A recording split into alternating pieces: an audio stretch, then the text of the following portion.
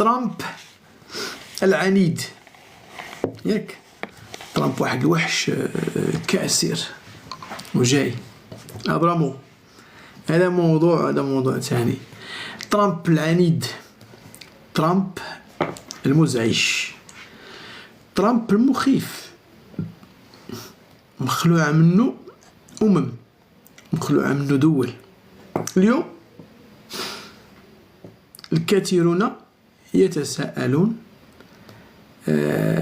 لماذا تخاف أوروبا من إعادة انتخاب ترامب؟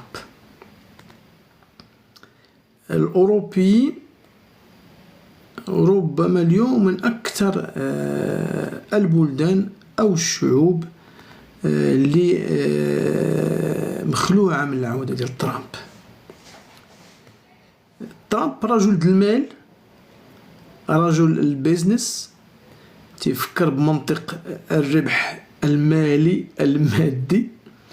حتى في العلاقات ديالو مع الدول عنده هذا المنطق ديال الفائدية المالية حاضرة في التفاوض ديالو، في أسلوب ديال التعاطي ديالو مع الدول ومع القيادات ومع المسؤولين. ترامب لطالما اشتكى من حلف الشمال الأطلسي، وهذا معطى اللي كان في الوقت ديالو باين انه غريب. كيف لأمريكا اللي أسست حلف الشمال الأطلسي وهي من يقوده وهي من يستفيد من هذا الحلف هذا ومجمع عليه دول كثيرة، وقف بها الاتحاد السوفيتي ودار أمور كثيرة، كيف لي هذا ترامب هذا يجي ويضرب حلف على قدو يرى الكثيرون أنه مهم جدا لأمريكا؟ ترامب هدد بالانسحاب الأمريكي من حلف ديال الشمال الأطلسي. ترامب اتهم الدول 28 ديال المنظومة الأوروبية بعدم الإنفاق العسكري، أنكم وعليكم السلام ورحمة الله وبركاته، أنكم ما كتجبدوش الفلوس، كيتكلم معهم بلغة الفلوس، مقابل الاعتماد على الحماية الأمريكية والإنفاق الأمريكي الكبير جدا على التسلح. تيقول لهم حنا كنخسروا، وعليكم السلام ورحمة الله وبركاته، كنخسروا مئات الملايير ديال الدولارات، وفي نهاية المطاف نتوما ما كتخسروا والو وحنا كنخسروا فلوسنا في هذا التسلح هذا. في مقابلة لترامب مع الشبكة ديال جي بي نيوز البريطانية، تساءل ترامب قال لهم لماذا يجب علينا حراسة هذه الدول؟ شوف، ترامب استعمل مفردات مرعبة لأوروبا في واحد الوقيته، واليوم في الحملة باقي يستعملها. لماذا يجب علينا حراسة احنا عاسين عليكم، ما الذي يجبرنا أن نكون عساسة عندكم؟ شي الاختيارات ديالو الكلمات مؤذية. لماذا يجب علينا حراسة هذه الدول التي لديها الكثير من المال؟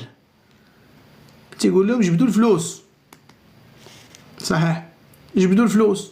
لماذا علينا حراسة هذه الدول التي لديها الكثير من المال؟ وكانت الولايات المتحدة تدفع معظم تكاليف حلف الشمال الأطلسي، ثم عندكم الفلوس ومحتاجين أن نحرسكم أرابزي والريالات. هذه اللغة ديال ترامب. هذا الكلام يظهر أن أمريكا غير راضية على أوروبا، ويتم تصريف الموقف الترامبي. والحقيقة أن أكيد أن هناك أمور ومشاكل ونقاط اختلاف جوهرية بين المصالح الأمريكية والمصالح الأوروبية. الأوروبي شاف راسو أنه كيخسر، الأمريكي شاف راسو أنه كيخسر فلوس، وهادو اللي كيخسر عليهم الفلوس باش يحميهم وتمايا غاديين في واحد المسار، اللي ماشي في مصلحة امريكا. لاش غنخسر عليك الفلوس؟ شا كدير، لاش غنخسر عليك الفلوس وانت غادي معايا في الضد؟ إذن هذا الموقف ديال ترامب من الحلف الأطلسي ومن الأوروبيين تحديدا تعني أن هناك مشاكل تجعل الولايات المتحدة تهدد بخفض دعمها لأوروبا وحتى ربما الانسحاب من هذا الشمال الأطلسي، هذا الحلف هذا. وأن أوروبا حتى الدول الخليج صحيح، وأن أوروبا أو أن أمريكا ترى أن أوروبا الاستثمار في التسلح، أن على أوروبا الاستثمار في التسلح والإنفاق العسكري. صوت الوالي بغا يخرج عليهم، قال لهم زعما خصكم تهزوا ميزانية الدفاع ديالكم. الأوروبيين بالكاد دابا كيتقاتلوا مع قضايا اجتماعية ويحافظوا على واحد المستوى اجتماعي اللي كانوا مولفوا الإنسان الأوروبي وكذا. كتجي انت ترامب كتقول لهم لا، خصكم تخسروا على العسكر ديالكم وعلى الحماية ديالكم، بمعنى أن جزء مهم من المداخيل غيمشي إلى الدفاع، والأخطر وغيبدا السباق ديال التسلح ديال هاد الدول. وكاينه دول كتخاف من دول في أوروبا يتفتح لها المجال أنها تتسلح من جديد، غتولي خطر. أمريكا اليوم ومع ترامب وكأنها ترسل رسالة ديال لا تعتمدوا علينا واعتمدوا على أنفسكم، بمعنى نخرجها منهم. لما كيشوفوا دابا الأوروبيين قوتهم مع قوة أخرى كيلقاو راسهم إيزون تي ديباسي. الروس مع الأوروبيين لا علاقة، خاصة في السلاح النووي، فرق هائل بل فرق شاسع بيناتهم. وبالتالي الأوروبي اليوم دون الحماية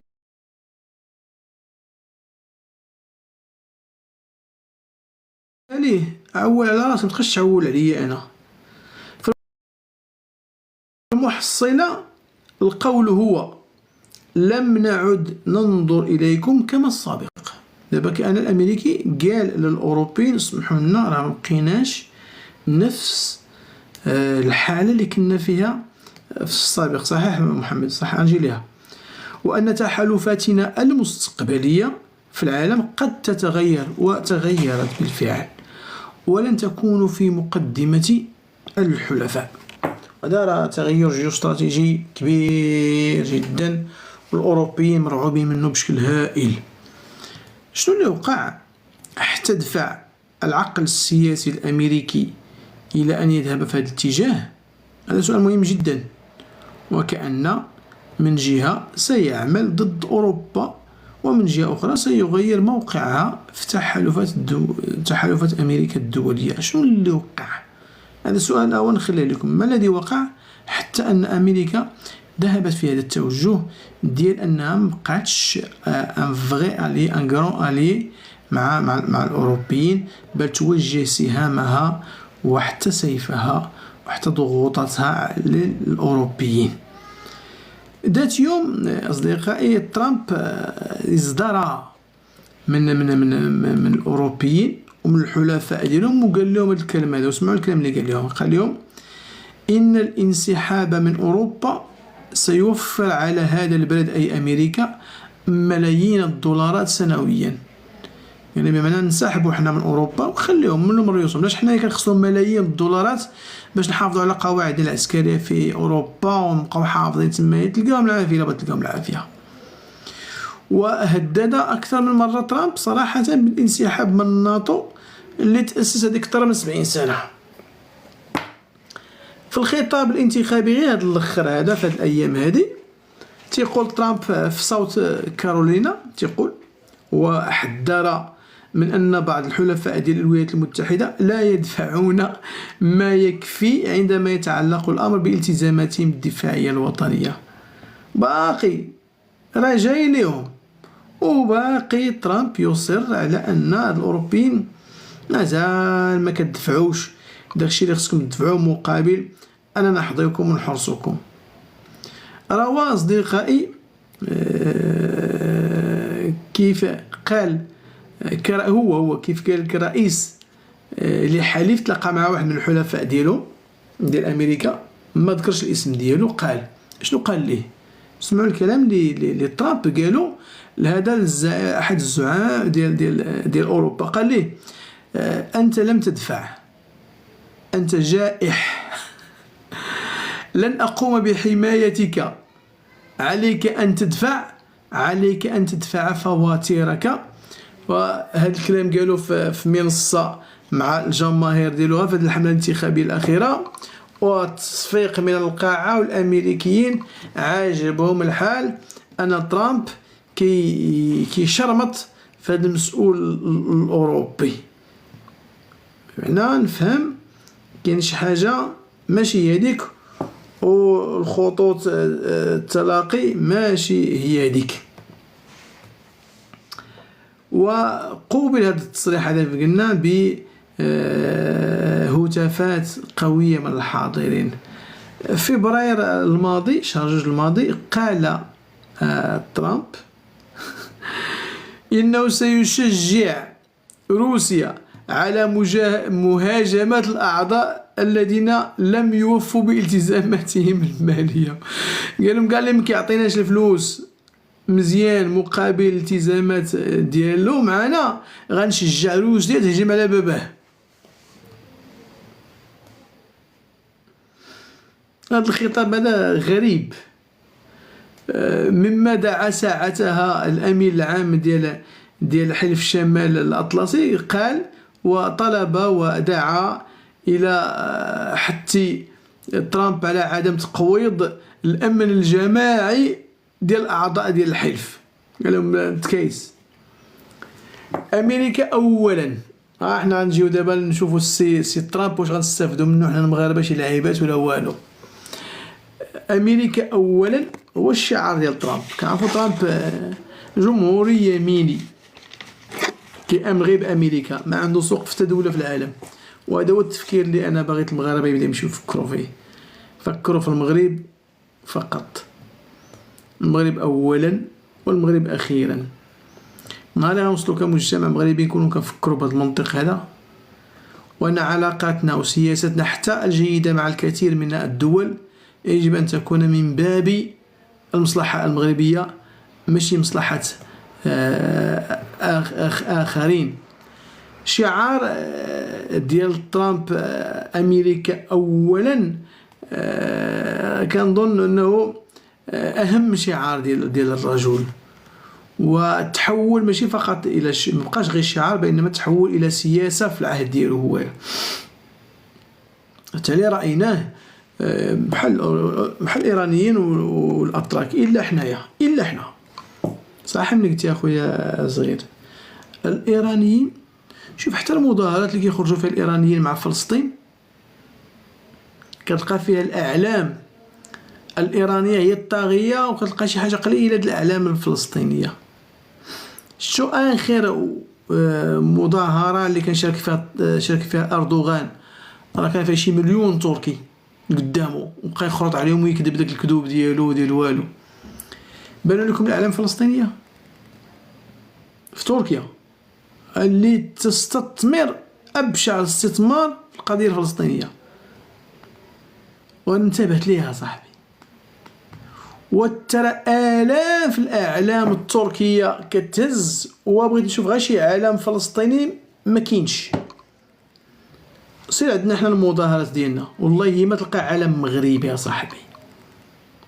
هاد المشرقين ديالنا اللي كيخرجوا خارجين بالمئات الأعلام الفلسطينية، وما عنديش مشكل، وما عنديش مشكل مع المغاربة يخرجوا مع فلسطين، الله يسهل. لكن وكأنهم كيحشموا يهزوا الراية المغرب وكيهزوا الراية فلسطين بالآلاف، وما تلقاش راية مغربية صاحبي. علاش التركي ما تلقى الرايات التركية يعتز التركي ومنهم أردوغان؟ ما كاينش اي خطاب يديرو اردوغان ما تسمعش فيه 20 30 مره تركيا تركيا تركيا تركيا، كيهت بتركيا. ديالنا حنايا راه ما تسمعش المغرب. الا جبدوا المغرب يجبدوا بالسبان في المظاهرات ديالهم، ولا قاسوا كيقيسوا المغرب، ولا يضربوا كيضربوا في رجالات المغرب، ولا يضربوا كيضربوا في المسؤولين المغرب. اما هو يا ابوك ابو فلان وابو عرتلان وكيتمنى يكون ذاك التراب الذي او ذاك الحذاء اللي يمشي فوق من ما فهمتش. او قال كنت وددت لو كنت ذاك التراب الذي تمشي فوق هو نعال خالد مشعل وكذا. الله ينعل اللي ما يحشم. ولهذا كنقولوا راه كاين شي حاجه ما راكباش عندنا حنا مزيان، شي حاجه عندنا ماشي هذيك. فهمتي؟ يا ليتني كنت ترابا يمشي فوقه خالد مشعل. واش هذا؟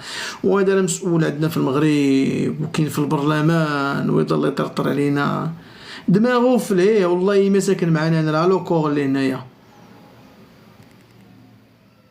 وملي تجبدوا للامازيغ يبدا يسب فيهم. معليش الله يسامح، هذه مرحله وغدوز ان شاء الله وغتغير امور كثيره. القطع مع المشرق، القطع بذاك المعنى ديال الاتباعيه. اما نقطعوا مع المشرق في علاقات اقتصاديه وعلاقات سياسيه وعلاقات دوله مع دوله لا، لكن احنا كمغاربه نقطعوا مع اننا نحسب راسنا كاننا غير ضيوف في بلادنا، وان هذه البلاد هذه راه يمتلكها بلد اخر ولا بلدان اخرى، وان عندهم فيها الحق، واننا حنا خصنا نكونوا تابعين لهم، وانهم هما المركز وحنا غير هامش. انا هذه صافي، ما المركز هو المغرب، المركز الاشعاع هو المغرب، المحور الاشعاع المغرب. ونهبطوا خويا حنايا، نهبطوا الجنوب، دول الساحل، غرب افريقيا، هذيك هي بلاصتنا. بلاص ما غنضربوا تماره بزاف باش نمشيو جهة الشرق من جهة هنايا. تاريخيا هاد 700 سنة ماذا يربطنا بسما بزاف؟ والو. لكن لما نرجعو للتاريخ نلقاو أن علاقتنا مع الجنوب، شنقيط، تيمبوكتو، سيرت السنغال وكل هاد المنطقة هادي كلها تعتبر مجال المغرب الأساسي. صحيح متفائل. العجيب واش انت متفائل المشرقي ولا متفائل المغربي؟ عندنا واحد متفائل منوض لينا الحياة هنايا كيقول لك اسيدي لا خصنا نسبو على يخلي داك الموضوع هذاك الجمل الراقد ديال السفينة وكيفاش تعاطى مع الموضوع ديال السفينة.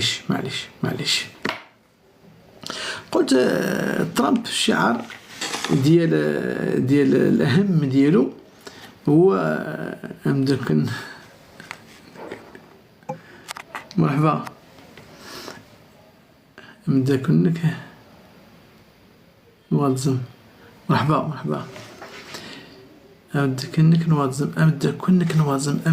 نوظم إيه سي عصام ياك سير سيدي. قلت ترامب الأهم عنده هو شعار ديال المغرب والبلاد. مرحبا أخي. الشعار ديالو هو أمريكا أولا، ومن أجل هذا مشى الرجل في مجموعة ديال القرارات: الانسحاب من الشراكة عبر المحيط الهادي، الانسحاب من معاهدة القوى النووية متوسطة المدى، الانسحاب من مجلس حقوق الإنسان ضربوه مع عرض الحائط والتابع للأمم المتحدة، الانسحاب من اليونسكو. نيفر مرحبا نيفر أهلا الجليل محمد مرحبا.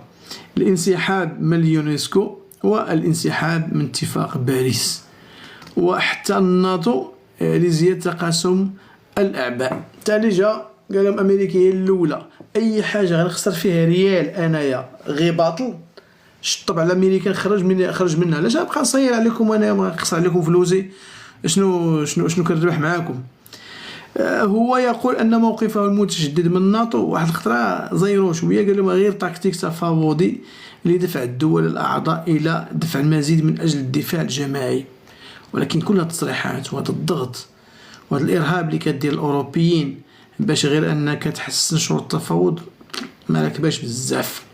الحقيقة أن أمريكا تريد تغيير اللعبة وتغيير العديد من القواعد ديال علاقتها الدولية، وهذا الأمر هذا بدأ وتكلمت فيه شحال من مرة. على أمريكا اليوم تفكر بمنطق جعل مركز الثقل ديالها كاين في المحيط الأطلسي. صافي هذا هو الخيار الاستراتيجي ديال أمريكا اللي غدا فيه، والمغرب في قلب هذه الخطة هذه الكبيرة. ترامب وعد أنه إذا عاد إلى السلطة فسيتعين عليه تسوية الحرب الأوكرانية الروسية خلال 24 ساعة. يلا قالها عاوتاني، قال لك إلا تم انتخاب ديالو ورجع إلى الحكم، شنو غادي يدير؟ غيوقف الحرب ديال أوكرانيا مع روسيا، غيوقفها، في إشارة إلى أن على أوروبا أنها تلقى واحد الصيغة في التفاوض معها ديالها مع روسيا. ترامب غيخلق مشكل خطير لأوروبا. أول حاجة غيديرها ترامب غادي يوقف أسلحة اللي غتمشي إلى أوكرانيا، وغيفرض على أوكرانيا أنها تتفاوض مع الروس، وغيفرض على الأوروبيين يلقاو شي صيغة اللي يقادوا شغلهم فيها مع روسيا. أي صيغة كما ما تكون روسيا لن تقبلها إلا وفق شروطها ووفق ما تعتبره حقوقا قومية روسية لها في وسط أوكرانيا. يقول بعض أصدقائي أن انتخاب ترامب سيعني نهاية الدعم الأمريكي لأوكرانيا، ومن المرجح أن تضطر أوكرانيا إلى التفاوض على التنازل عن أراضي لها كبيرة في تما لصالح روسيا. التنازل الأوكراني سيمنح لروسيا نصرا كبيرا جدا. واش أمريكا باغا روسيا تقوى وفي نفس اللحظة تضعف أوروبا؟ هذا إلا غنقيسو بالملموس، غنقيسو بالنتائج، بعيدا عن كلام السياسيين اللي أكثر من ثلثيه كذب ومراوغات. أنا في نهاية المطاف ما غنشوفش أشنو تيقولوا، وإنما سأراقب ما يفعلون. إلى ضغطت أمريكا على أوكرانيا تتفاوض مع روسيا، والأوكراني بدون أمريكا باش غيتفاوض مع روسيا، والأوكراني بدون دعم قوي أوروبي باش من جد عنده غيتفاوض فيه مع روسيا، الأوروبي براسو بدون دعم وغطاء سياسي وعسكري أمريكي باش أوروبا براسها قادة تتفاوض فيه مع روسيا اللي مضروبة بالسلاح النووي تالفم. وبالتالي وكأن اليوم ترامب غيعطي انتصار قوي لروسيا، روسيا غادي تنتقم من الأوروبيين، وستكون روسيا في واحد الموقع قوة تأهلها أنه في التفاوض مع الأوروبيين قادين الروس دابا أن يفرضوا العديد من المطالب الجغرافية والمطالب السياسية والمطالب الجيوسياسية والمطالب الجيو اقتصادية. بالتالي أمريكا دابا قالت الأوروبيين عوموا بحركم، مشكل عندكم في أوروبا فكوه، أنا مالي، لاش أنا أمريكا غنبقى نصير على واحد الحرب، رغم أن أمريكا هي اللي شهدت هذيك الحرب باش هاد جوج دول روسيا من جهة والقطب الأوروبي كله يوقع بيناتهم الشرخ، باش يكون بيناتهم الشرخ.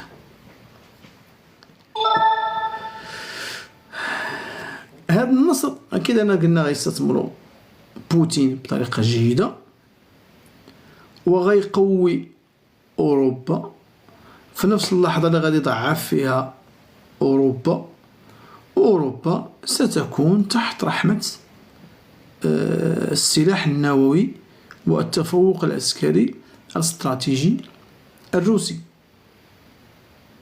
وبالتالي التفاوض الأوروبي وهي ضعيفة مع الروسي غيخلي الأمور كتير غادي تغير، وهذا جيد جدا في نهاية المطاف للمغرب.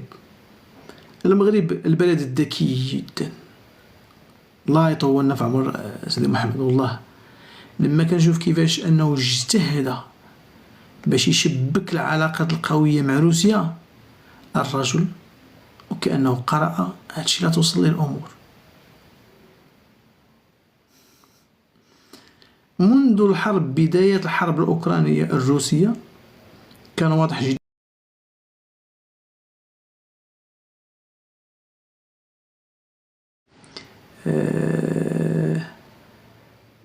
في السلة الروسية جزي كأنه حتى راهن على روسيا بزاف.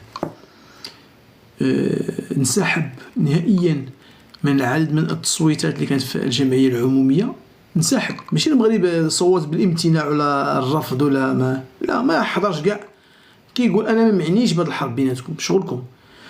وهو موقف حسب على انه يراعي روسيا. وشنا الرسالة اللي كان راسل ديك الساعة بوتين إلى جلالة الملك يشكره على الموقف وعلى كذا. ثم المغرب بعد ما الأوروبيين منعوا الطائرات الروسية من الإسكال في أوروبا، المغرب فتح أجواءه لهم. أبلوز قال لي يا سيدي قال طارق بركة من تياقش إذا كتهضر عن تعياشي تخويا أنا عياشي، ونحن ملكيون ونحن مع الملك، عندناش قران بمشكل في هذه النقطة دي. عجبكش الحال داك شغلك. قلت المغرب قرأ قال ما تعيقش. اسمح لي انا قفرتها، باتي نرجعوا ليه باش نشوفوا الاسم ديالو نعتذروا ليه. طريق بركة ما تعيقش. اوكي. ابلوز سامحي يا ابلوز، الله يرحم لك الوالدين، ما قريتش مزيان وما فهمتش مزيان، ربما ظنيت كانك قصتي شي حاجه بحكا. اسمح لي بزاف الله يرحم لك الوالدين. قلت هذا النصر ماشي مشكل. قلت هذا النصر اكيد انه الى الامريكي يهز يديه من اوكرانيا وفرض على اوكرانيا انه يتفاوضوا مع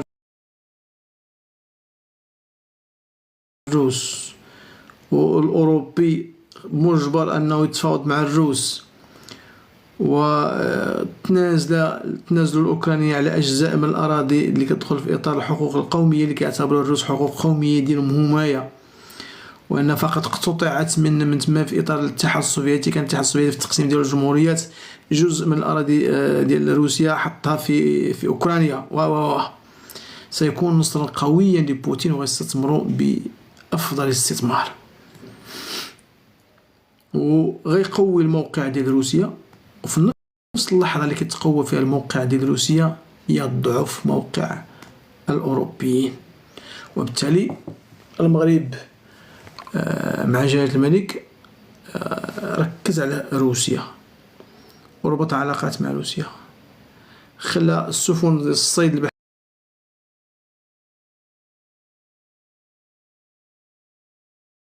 البحري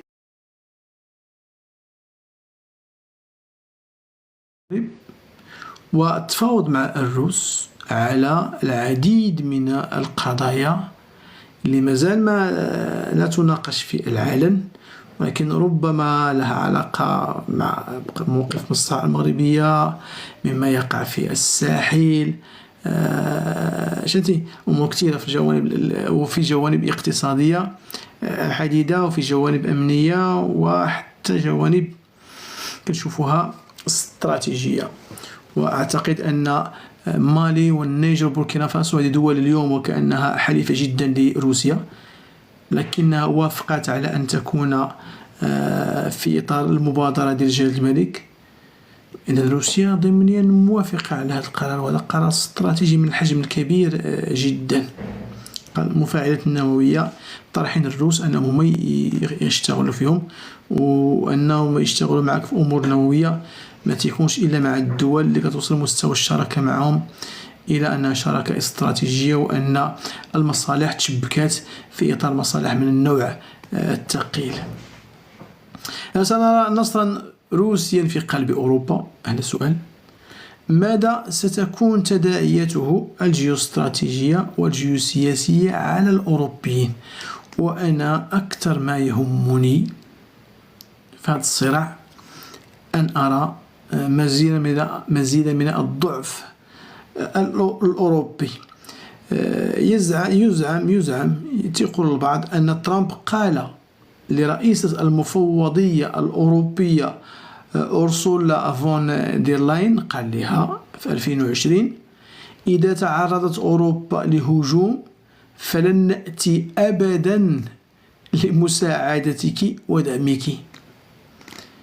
هذا كلام قاسي جدا من رئيس أمريكا إلى رئيسة المفوضية الأوروبية، ما يفسر أن ألمانيا تتقرب من المغرب. صحيح، قد ما هاد الأوروبيين العاديين كياكلوا يماهم العصا، وكتضعاف اليوم الحالة سيفرض عليهم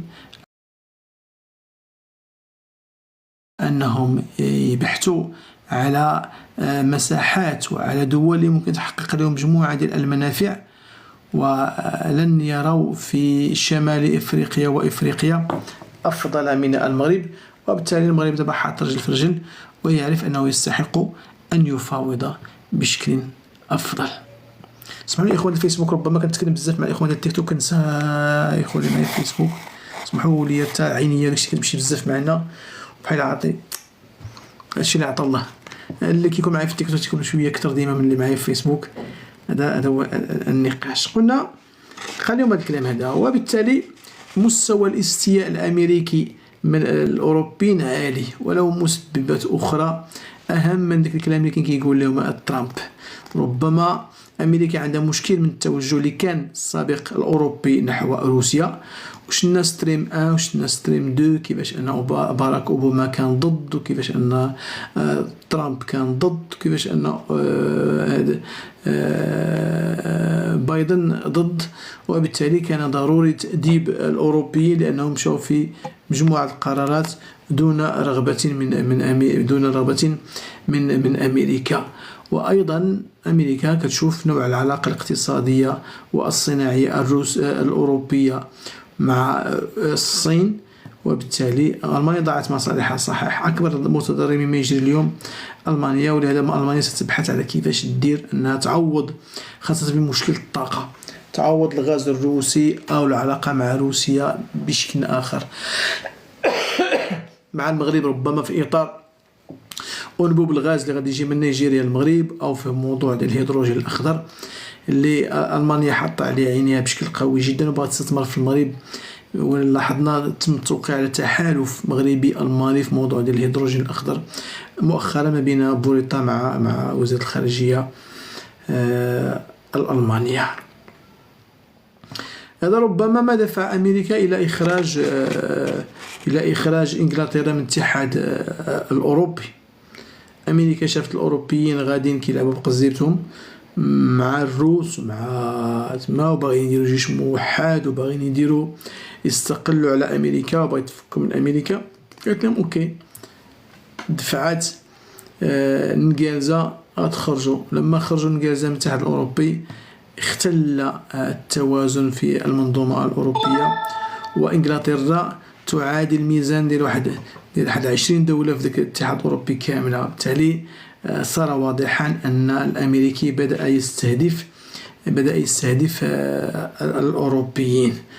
وشنا 2020 كيفاش ترامب يعترف بمغربية الصحراء، مما خلى أنه يزلزل الأركان ديال الأوروبيين في جنوبهم زلزالا لم يكونوا يتوقعونه، وأن تمشي أمريكا في إطار مقاربة مع المغرب تهدد الأمن القومي الأوروبي في جنوب البحر الأبيض المتوسط. ما كانش الأوروبي كيتوقع أن أمريكا ممكن تسمح فيهم وتمشي مع المغرب بداك الشكل.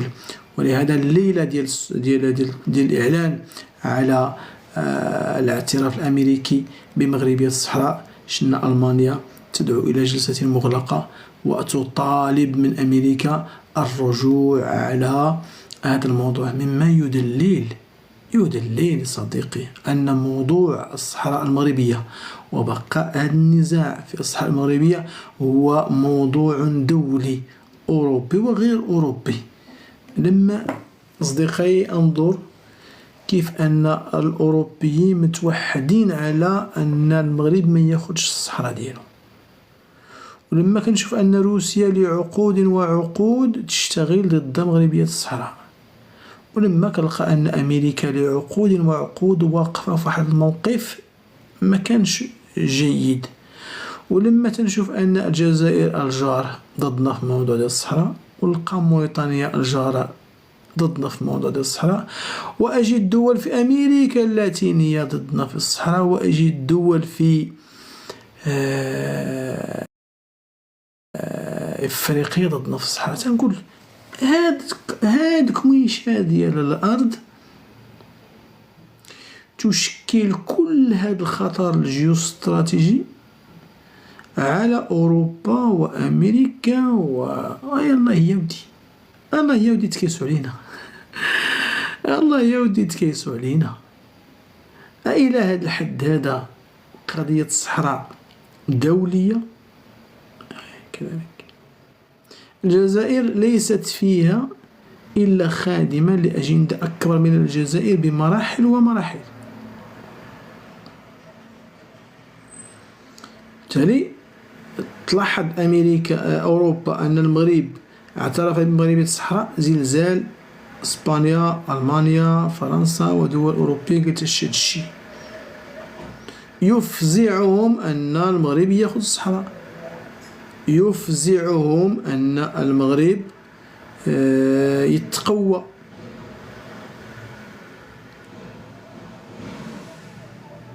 صحيح سميرة، مرحبا أختي الكريمة. يفزعهم هذا الأمر هذا. وبالتالي عندما أعلن ترامب اعتراف أمريكا بمغربية الصحراء كانت صفعة في وجه الأوروبيين قبل أن تكون صفعة في وجه هذا كميشة ديال والو لحدنا. الأوروبي أحس أن أمريكا خانته.